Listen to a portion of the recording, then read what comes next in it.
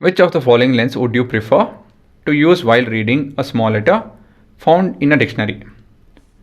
So concave lens of focal length 50, convex, concave of 50, convex of 5, concave of 5. So what do you need to read a dictionary? ಏನು ಬೇಕು ನಮಗೆ? ಒಂದು ಯಾವುದೋ dictionary ಓದಬೇಕು, ಅದರಲ್ಲಿ ಪುಟ್ಟು letter ಇರುತ್ತೆ ಅಲ್ವಾ? ಹೇಗೆ ನೋಡಬೇಕು ಅದನ್ನು ನಾವು ಯೋಚನೆ ಮಾಡಿ, ಪ್ರಾಕ್ಟಿಕಲ್ ಯೋಚನೆ ಮಾಡಿ.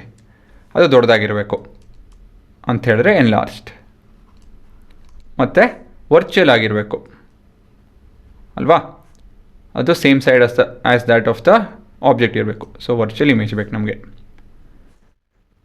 ಎನ್ಲಾರ್ಜ್ ಮತ್ತು ವರ್ಚುವಲ್ ಯಾವುದ್ರಲ್ಲಿ ಬರುತ್ತೆ?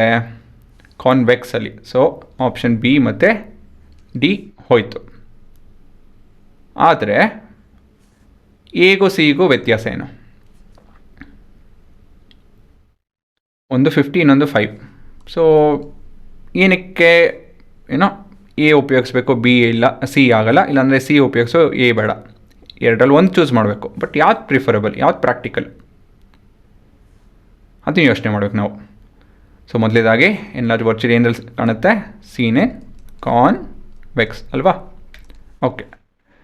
ನೆಕ್ಸ್ಟು ಈ ಮಿರರ್ ಅಲ್ಲ, ಲೆನ್ಸು. ಇದರಲ್ಲಿ ಯಾವುದು ವಾಸಿ? ಕಾನ್ವೆಕ್ಸ್ ಆಫ್ 50 ಫೋಕಲ್ ಲೆಂತ್ ಅಂತ ಹೇಳಿದ್ರೆ ಒಂದೆಷ್ಟು ಉದ್ದ, ಇಷ್ಟು ಉದ್ದ ಬರ್ಬೋದು ಅಲ್ವಾ? 50 ಮತ್ತು 100. ಮತ್ತೊಂದು 5. ಸೊ 5, 10, 5, 10. ಸೊ ಯೋಚನೆ ಮಾಡಿ, ನಿಮಗೆ ಎನ್ಲಾರ್ಜ್ ಎರೆಕ್ಟ್ ಬೇಕು ಅಂತ ಹೇಳಿದ್ರೆ ಎಲ್ಲಿ ಇಡಬೇಕು ಆಬ್ಜೆಕ್ಟ್ನ? Between the focus and optical centre. So ಈ ರೇಂಜಲ್ಲಿ ಇಡಬೇಕು. ಇಲ್ಲಾಯಿತು ಅಂತ ಹೇಳಿದ್ರೆ ಈ ರೇಂಜಲ್ಲಿ ಇಡಬೇಕು. ಯಾವ್ದು ಪ್ರಿಫರಬಲು? ಬುಕ್ ಎಲ್ಲಿಡಬೇಕು ನಾವು? ಇದರಲ್ಲಿ ತುಂಬ ಕಮ್ಮಿ ಆಯ್ತಲ್ಲ, ತುಂಬ ಹತ್ತಿರ ತೊಗೊಂಡೋಗ್ಬೇಕು ಬುಕ್ನ, ಲೆನ್ಸ್ನ.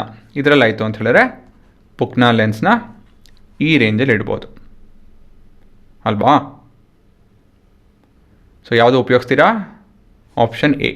ಏನಕ್ಕೆ ಅಂತ ಹೇಳಿದ್ರೆ ಇದರಲ್ಲಿ ರೇಂಜ್ ಉದ್ದ ಇದೆ, ಆದಷ್ಟು ಹತ್ತತ್ರ ನಿಮ್ಮ ಅರ್ಧ ಕೈಯಷ್ಟು ಉದ್ದ ಇದೆ, ಅಷ್ಟು ಜಾಗ ಇದೆ ಲೆನ್ಸ್ಗೂ ಮತ್ತು ಬುಕ್ಗೂ. ಇಲ್ಲಾಯಿತು ಅಂತ ಹೇಳಿದ್ರೆ ತುಂಬ ಹತ್ತಿರ ತೊಗೊಂಡೋಗ್ಬೇಕು. ಆಯಿತು, 5 ಸೆಂಟಿಮೀಟರ್ ಅಂತ ಹೇಳಿದ್ರೆ ತುಂಬ ಕಮ್ಮಿ. ಪ್ರಾಕ್ಟಿಕಲಾಗಿ ಎರಡಲ್ಲೂ ಕಾಣುತ್ತೆ ದೊಡ್ಡದಾಗಿ, ಆದರೆ more practical is option A ಅಲ್ವಾ?